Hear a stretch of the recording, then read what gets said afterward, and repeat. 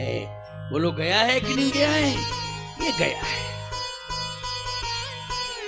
किसी माई के लाल ने इसको रोक नहीं पाया है पुण्य को कि तुम मत जाओ।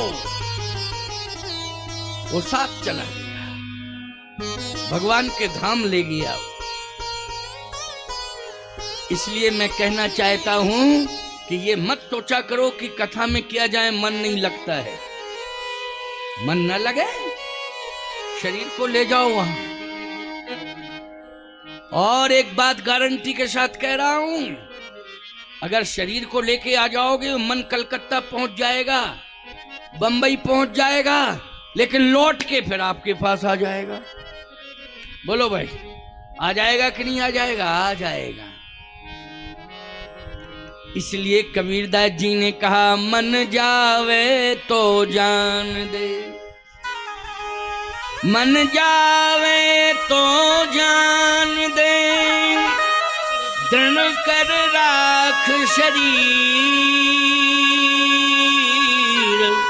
उतरी धरी कमान है तो कैसे लागे तीर। इसलिए शरीर को कथा में लाओ, शरीर को मंदिर तक ले जाओ। मन हो चाहे ना हो, लेकिन ले जाओ। कथा में मन नहीं आ रहा है, मत आने दो मन को, शरीर को लाओ लाओ। अच्छा एक बात बताओ, आज हमारा मन कह रहा था थके हो कथा मत कहो। मन कह रहा था मैं तो यहीं रहूंगा। मैंने कहा बने रहो तुम, मैं जा रहा हूं। बने रहो तुम कमरे के अंदर एसी में। मन कह रहा था हम तो यहीं रहेंगे। मैंने कहा रहे तू यहाँ, मैं जा रहा हूं। शरीर को मैंने रोका नहीं, मन। अच्छा एक बात बताएं, और जैसे ही मैं बैठ गया और यहाँ आया व्यासपीठ पे बैठा, मन आ गया तुरंत। अच्छा बोलो, मन से कथा कह रहा हूं कि बेमन से कह रहा हूं? जल्दी बोलो।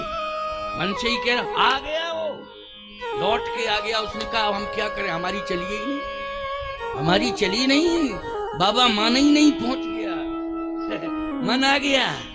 इसलिए ज्यादा मन के चक्कर में मत पड़ा करो। इस शरीर को अच्छी जगह ले जाओ, मंदिर में ले जाओ, कथाओं में ले जाओ, अच्छे लोग बैठे हो वहां ले जाओ शरीर को। समझ रहे हो कि नहीं? मन कहीं जाए चला जाए। एक बहुत दूसरा उदाहरण मैं दे रहा हूं, ध्यान से सुनना। इस कलिकाल में गोस्वामी जी ने कहा कि कलिकाल में मन जो है धार्मिक व्यवस्था से दूर अगर है तो कोई पाप नहीं लगेगा, बशर्ते शरीर जुड़ा होना चाहिए धार्मिक व्यवस्था के साथ। गोस्वामी जी कह रहे हैं और ग्रंथ कह रहे हैं, कलयुग में मन यदि नहीं है, धार्मिक व्यवस्था के साथ नहीं जुड़ा है और शरीर जुड़ा है, तो शरीर को पुण्य मिल जाएगा। याद रखना, किसको मिल जाएगा? शरीर को पुण्य मिल जाएगा। लेकिन आप कहो महाराज मन चला गया गलत जगह पर, तो फिर पाप नहीं लगेगा। आपको ये बात बड़ी विचित्र कह दी, अब मैं सिद्ध कर रहा हूं, सुनिए मेरी बात को। क्या ये मन भटकता ही रहता है, मन के साथ शरीर को मत भटकाना। जैसे मन जो है किसी के खजाने पर चला गया और उसके घर में घुस गया और पैसा जहां रखा है तिजोरी के अंदर वहीं चला गया मन, और मन ने निकाल भी लिया। मन है वो तो पहुंच गया, निकाल लिया उसने। अच्छा बोलो भाई, खजाने का मालिक किसी भी प्रकार की एफआईआर करेगा तुम्हारे खिलाफ कि तुम्हारा मन हमारे घर में गया था, अलमारी से पैसा निकाल ले गया? वो नहीं सिद्ध होगा ना, अपराध सिद्ध होगा क्या? जल्दी बताओ। और यदि मन के साथ तुम शरीर को जोड़ दोगे, उसके घर में घुस जाओगे, तिजोरी से पैसा निकाल के लाओगे, बोलो FIR होगी, जेल चले जाओगे कि नहीं चले जाओगे? मैंने प्रमाण दिया कि नहीं दिया? बोलो भाई, सुन रहे हो, समझ रहे हो इस बात को कि नहीं? मन के साथ शरीर को मत जोड़ो। अगर मन अच्छी जगह जा रहा है तब तो शरीर को जोड़ दो, लेकिन गलत जगह पर यदि मन जा रहा है तो शरीर को वहां मत ले जाओ, मन को जाने दो। कोई पाप नहीं लगेगा। बोलो लगेगा क्या पाप? नहीं लगेगा। ये कलयुग में मन किसी के वश में नहीं है। अरे त्रेता में नहीं रहा, द्वापर में नहीं रहा, सतयुग में मन वश में नहीं रहा, तो कलयुग में क्या रहेगा? लेकिन शरीर को हमें स्थिर रखना है, अच्छी जगह ले जाना है। शरीर को हमें भगवान के चरणों में समर्पित करना है। शरीर को हमें कथा में ले जाना है। मन अपने आप आ जाएगा, नहीं आएगा तुम्हारा कुछ नहीं बिगड़ेगा। इसलिए कलि कर एक पुनीत प्रतापा, मानस पुण्य होए नहीं पापा। मानस पुण्य होए नहीं पापा। मन अगर अच्छा सोच रहा है उसका पुण्य मिल जाएगा, मन गलत सोच रहा है तो उसका पाप नहीं लगेगा। बशर्ते शरीर को मत जोड़ना, नहीं तो गड़बड़ हो जाएगा। सब हो जाएगा कि नहीं हो जाएगा? अच्छा एक बात बताओ, तुम मंच पर आ जाओ और जैसे ही आओ प्रणाम करो। यहां अब 500 का नोट है, इसको उठा लो तो हम कहे तुम चोर हो क्या? प्रणाम करने आए थे कि चोरी करने? नहीं नहीं नहीं, हम आपके 500 के नोट से अपना नोट मिला रहे थे, एक ही जैसा है कि नहीं? बोलो इस बात को हम स्वीकार करेंगे क्या? हम तो नहीं करेंगे इस बात को स्वीकार, ना कोई करेगा। और यदि तुम बैठे बैठे कहो 500 का नोट हमारी जेब में आ जाए, हमारे पास आ जाए, कैसे हुआ आ जाए? मन से सोचते रहो, लेकिन बोलो गलत सिद्ध किया जाएगा तुमको। ना मैं सिद्ध कर पाऊंगा गलत, ना कोई कानून कर पाएगा गलत सिद्ध, ना कोई पड़ोसी कर पाएगा सिद्ध कि तुम गलत हो। बोलो मन ही मन सोच रहे हैं। जैसे एक उदाहरण किसानों को दूं, कोई जानवर है, उसके चेहरे पर एक वो क्या बोलते हैं, उसको बंद कर दिया जाता है, मुशिका। मुशिका मुंह का बंद करने का वो एक वो होता है ना कपड़ा, उसको तुम्हारे यहाँ क्या बोलते हैं? मुशिका। ठीक है, मुशिका, मुशिका कहते हैं। अच्छा मुशिका नाम क्यों रखा? क्या मौसी के यहाँ से आता है वो? उसका मुशिका का मतलब है हमने मुंह सिल दिया है, सीधी सी बात ये, इसने मुंह बंद कर दिया, ये अर्थ हुआ। क्यों भाई? मुशिका लगा दिया। अब कोई जानवर आपके खेत में खड़ा हो, पहुंच गया, अब तुम फोन कर रहे हो, हम तुम्हारे खिलाफ रिपोर्ट करने जा रहे हैं। क्यों? तुम्हारा बैल हमारी खेती को खा रहा है। उसने कहा भैया बैल यहाँ से अभी अभी गया है, उसके मुंह में मुशिका लगा था लेकिन छूट गया। वो मुशिका लगा है कि नहीं पहले ये देखो। बोले हाँ मुशिका तो लगा है। जब मुंह बंद है तो कैसे खेती को खा रहा है मेरा बैल? बोले मन ही मन खा रहा है। कोई अपराध बनेगा ईमानदारी के साथ? बताओ। मन ही मन खा रहा है वो। मन ही मन खा ले तो नुकसान होगा क्या? जल्दी बोलो। जब मुंह से नहीं खा रहा है, मन ही मन खा रहा है, तो नुकसान होने वाला नहीं है। इसलिए विचार करना, ये मन अगर दूर जा रहा है जाने दो, कोई नुकसान नहीं है। लेकिन इस तन को तुम अच्छी जगह पर ले जाओ, अच्छे लोगों के बीच में आओ, मंदिर में ले जाओ, कथाओं में ले जाओ, समाज में अच्छे लोग बैठे हों, संत दर्शन के लिए ले जाओ। किसको ले जाओ? शरीर को ले जाओ। आपका बेटा छोटा है, वो नहीं जानता है कि प्रणाम करने की क्या महिमा है, संत की क्या महिमा है। लेकिन वो नहीं जानता है, उसका मन भी नहीं प्रणाम करने का बोध नहीं है। लेकिन बोलो जबरदस्ती तुम चरणों में डालते हो कि नहीं डालते हो? और क्या कहते हो, महाराज आशीर्वाद दो। बोलो शरीर यदि आ गया चरणों में और ये शब्द निकल गया प्रसन्न रहो स्वस्थ रहो, तो बोलो कल्याण हो गया कि नहीं हो गया? कल्याण हो गया। इसलिए अगर ज्ञान नहीं है कथा सुनने का तो ये मत सोचो कि हमारे अंदर ज्ञान नहीं है, हम क्या कथा सुनेंगे। नहीं नहीं, शरीर को ले जाओ, शरीर को ले जाओ। कथा सुनने का ज्ञान तुम्हारे अंदर नहीं है, लेकिन कथा के अंदर तुम्हारे उद्धार की ताकत तो है। कथा तुम्हारा उद्धार कर देगी, ये ताकत है। इसलिए शरीर को जरूर जोड़ो, संतों से जोड़ो, कथाओं से जोड़ो, मंदिरों से जोड़ो। अवश्य ही समय निकाल के आना चाहिए। भगवान का नाम जो है पार कर देता है। वो इतनी ताकत है कि नाम लेत भव सिंधु सुखाई, और करहु विचार सुजन मन माही। नाम लेने से भव समुद्र ही सूख जाता है। भव समुद्र सूख जाता है, मतलब अस्तित्वहीन हो जाता है। इसलिए भगवान का नाम लो, भगवान की कथा सुनो। ये दो काम अवश्य करना चाहिए। आपने किए, आपका जीवन धन धन हो गया है, आपका जीवन कृतकृत हो गया है, क्योंकि आपने भगवान की कथा सुनी और सुनने का मन बनाया है। आपने जो है अपने जीवन के कल्याण का मार्ग प्रशस्त किया है।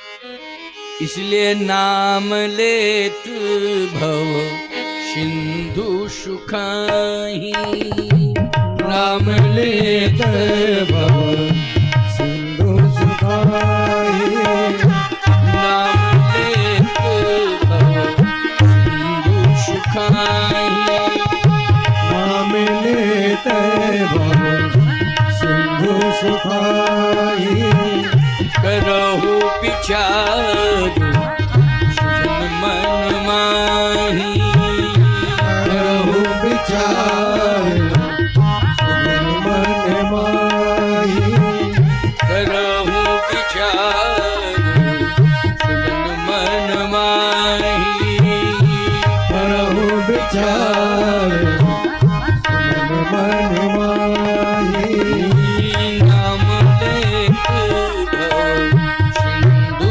सुखाही, नाम लेत भव सिंधु सुखाही, करहु विचार सुजन मन माही।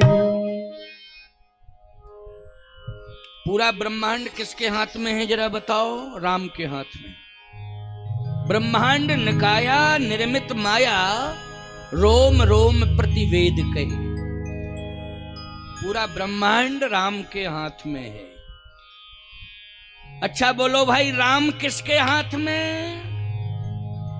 राम हनुमान जी के हाथ में। लिए दो जन पीठ चढ़ाई। पूरा ब्रह्मांड राम के हाथ में है, और राम किसके हाथ में है? हनुमान के हाथ में। इतनी बड़ी ताकत कहां से आ गई हनुमान जी के अंदर? क्या अंजना माता ने बहुत ज्यादा फल खिला दिए थे? बहुत ज्यादा उनको कोई ताकत वाला डोज दे दिया था कि ब्रह्मांड राम के हाथ में है और राम हनुमान के हाथ में है? नहीं नहीं नहीं। अंजना माता मां क्या कर सकती है? मां ज्यादा से ज्यादा स्नेह धारा का पान कराएगी, मां सुंदर व्यंजन पदार्थ खिला देगी। क्यों भाई, इतना ही तो कर पाएगी मां। लेकिन इससे शक्ति नहीं आती है। इतनी बड़ी शक्ति आती तो है, लेकिन इतनी बड़ी शक्ति नहीं आती है। शक्ति तो आती है, ऐसी बात नहीं है, लेकिन इतनी बड़ी ताकत नहीं आती है कि ब्रह्मांड जिनके हाथ में, ब्रह्मांड के सहित ब्रह्मांडाधिपति को ही हाथ में ले लिया। वो हनुमान ये ताकत कहां से आई? राम नाम जपने से ये ताकत आई। किससे आई है? राम नाम जपने से ये ताकत आई है। सुमिर पवन सुत पावन नामू अपने बस करी राख्यो राम। राम राम राम राम राम राम राम राम राम का नाम लेते लेते इतनी ताकत आ गई कि राम ही बश में हो गया। बोलो है राम नाम में ताकत की नहीं? इतनी बड़ी ताकत राम नाम में। मैं एक बात कहता हूं, राम राम जपते रहना, इतनी ताकत आ जाएगी, इतनी ताकत आ जाएगी कि बुढ़ापे में सबसे बड़ी कमी रहती है ताकत की। क्यों भाई, किसकी कमी रहती है?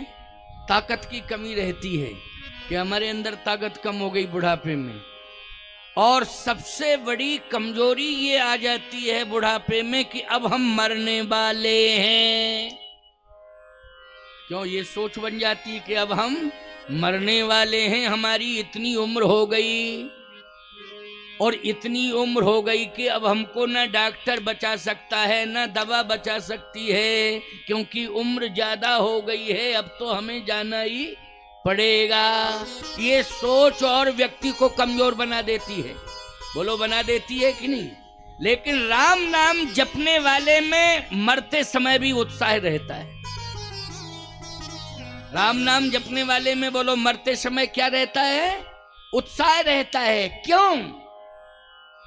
वो कहता है कि हे प्रभु राम, आपने मुझे जगत में भेजा था, आपने मुझे जगत में भेजा था, मैं जगत में आया, आपका कार्य मैंने पूरा कर दिया, अब मैं आपके पास आ रहा हूं, मुझे अपने पास बुला लो, मैं आपके पास आ रहा हूं। बोलो भाई, राम नाम जपने वाला यही सोचता कि मैं राम के पास जा रहा हूं।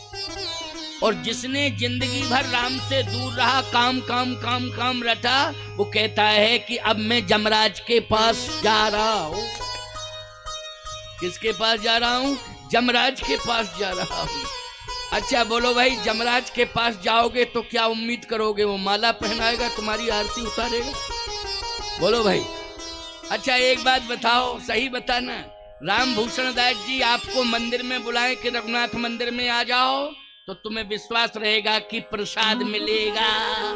और थानेदार बुलावे थाने में आ जाओ, तो क्या विश्वास रहेगा तुम्हें? बोलो ईमानदार, प्रसाद मिलेगा कि डंडे मिलेंगे? ईमानदारी के साथ बताओ। है?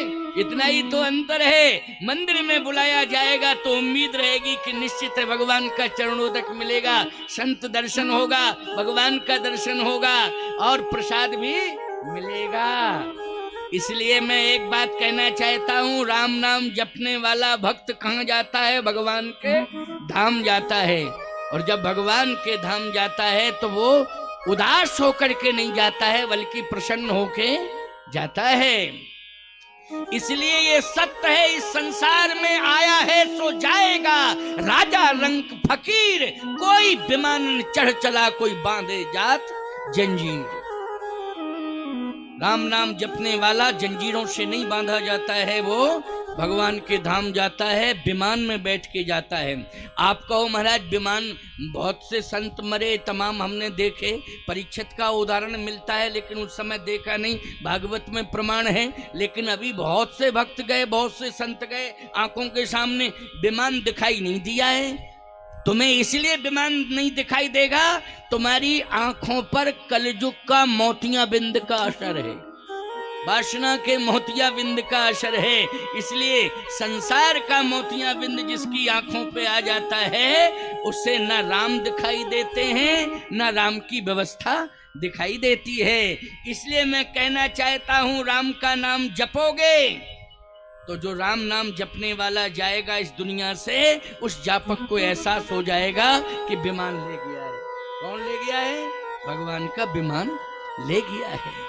इसलिए याद रखना, ध्यान से मेरी बात को सुनना, और भगवान के विमान कौन है?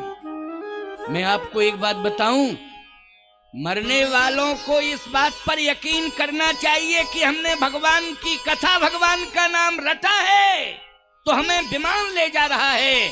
भगवान का विमान 2 पहिए वाला नहीं है, 4 पहिए वाला नहीं है।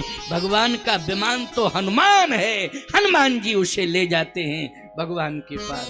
बोलो भगवान के विमान कौन है? जल्दी बोलो। हनुमान है लिए 2 जन पीठ चढ़ाए। बोलो भाई, रामई को ले जाते हैं, इतने बड़े विमान हैं। बोलो हैं विमान कि नहीं?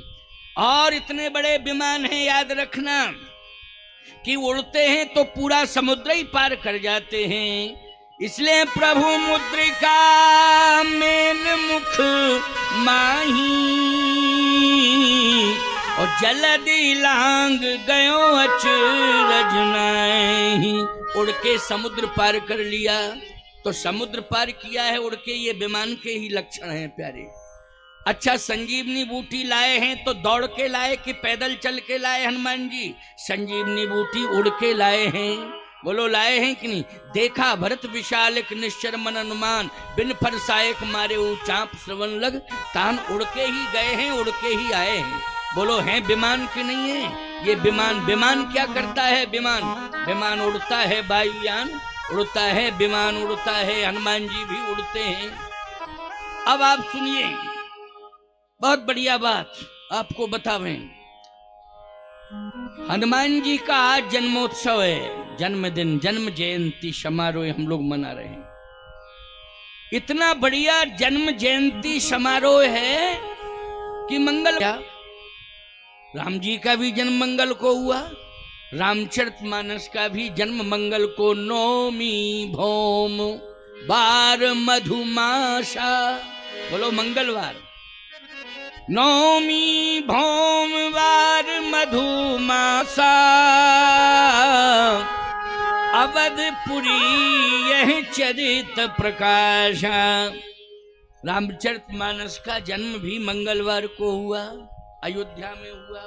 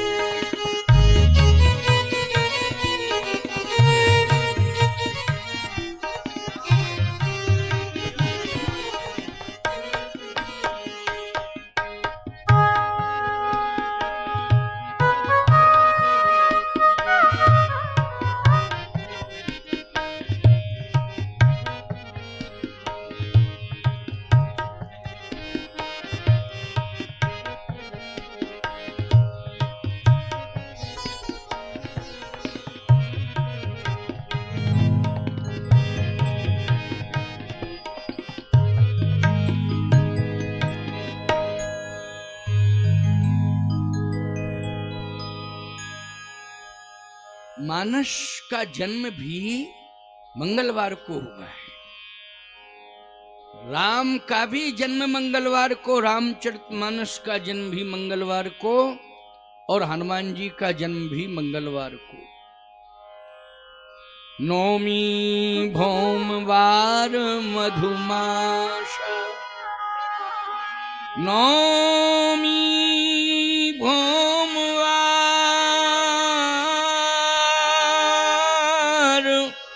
मधुमासा, अवधपुरी यही चरित प्रकाश। मंगलवार बहुत महत्वपूर्ण है। रामचरितमानस का जन्म भी मंगलवार को हुआ। राम का जन्म भी मंगलवार को हुआ है। अयोध्या में राम का जन्म, अयोध्या में ही रामचरितमानस का जन्म। अब आपका हनुमान जी का जन्म तो नहीं हुआ अयोध्या में। हनुमान जी का जन्म का प्रमाण तो वेंकटाचल पर्वत पर अंजना माता तपस्या कर रही हैं, वाल्मीकि रामायण के अनुसार उस पर्वत पर हुआ है। एक बात आपको बतावें, महाराज श्री दशरथ ने जो प्रसाद दिया है यज्ञ का तीनों महारानियों को, वो दिन भी मंगलवार का ही है। समझ रहे हो कि नहीं? वो मंगलवार को ही प्रसाद वितरण हुआ है। यज्ञ से जो प्रसाद प्रगटे अग्नि चरु कर लीने, हविष्यान लेकर के, खीर लेकर के जो अग्निदेव प्रकट हुए थे ना, याद रखना वो मंगलवार को का बांट दो प्रसाद। अच्छा, और दिन के प्रसाद और मंगलवार के प्रसाद में आप लोग भी तो कुछ अंतर मानते हो कि नहीं मानते हो? और स्पष्ट बांटने वाला भी कहता है ये मंगल का प्रसाद है, ले ना। अरे मंगल का है, लाओ लाओ लाओ भैया, मंगलवार का प्रसाद है? बड़ा महत्व है मंगल का। मंगलवार का प्रसाद अयोध्या से ही गया है। जिस प्रसाद के ग्रहण करने से श्री राम का जन्म हुआ है, वो अयोध्या के यज्ञ का प्रसाद था। उसी यज्ञ का प्रसाद जो है वेंकटाचल पर्वत पर पहुंचा है, उसी दिन माता अंजना ने उसको ग्रहण किया है। इसलिए हनुमान जी का जन्म भी मंगलवार को हुआ है। प्यारे, राम जी का जन्म भी मंगलवार को हुआ है। ये अप्सरा लेकर के गई है, श्रापित अप्सरा थी स्वर्ग की, वो चील बन गई थी श्राप के कारण, और वो प्रसाद यज्ञ का अयोध्या से लेकर के वेंकटाचल पर्वत पर गई। ये प्रमाण है ग्रंथ का, है? हनुमान अंक में है, हनुमान अंक में प्रमाण है। इसलिए मैं बोल रहा हूं, वैसे थोड़ी बोल रहा हूं कि बोलता ही चला जा रहा हूं अपने मनमुखीपन से।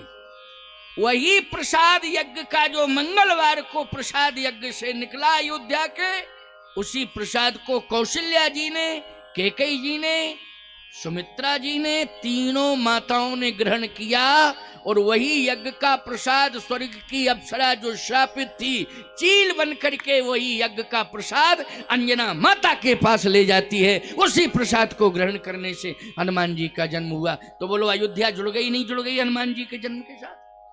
अयोध्या जुड़ गई है, क्योंकि हनुमान जी का जन्म पुरुषार्थ से नहीं हुआ है, अयोध्या के यज्ञ के प्रसाद से हुआ है। पुरुषार्थ से नहीं हुआ है, अयोध्या के यज्ञ के प्रसाद से हनुमान जी का जन्म हुआ है। तो बोलो, हनुमान जी के साथ, जन्म के साथ अयोध्या जुड़ी कि नहीं जुड़ी? ये पौराणिक प्रमाण दे रहा हूं, हनुमान अंक में वर्णन है। हनुमान अंक प्रमाणित अंक है, वैसा नहीं है कि कोई मनमुखीपन से लिख दे, ऐसा नहीं। शास्त्रों के द्वारा प्रमाणित है, वो मनीषी बुद्धिजीवी विद्वानों के द्वारा, संतों के द्वारा प्रमाणित है। इसलिए मैं कहना चाहता हूं कि हनुमान जी के जन्म के रहस्य में भी अयोध्या है। बोलो, है अयोध्या कि नहीं? अब हनुमान जी महाराज का जन्म मंगल को, रामचरितमानस का जन्म मंगल को, राम जी का जन्म भी मंगल को।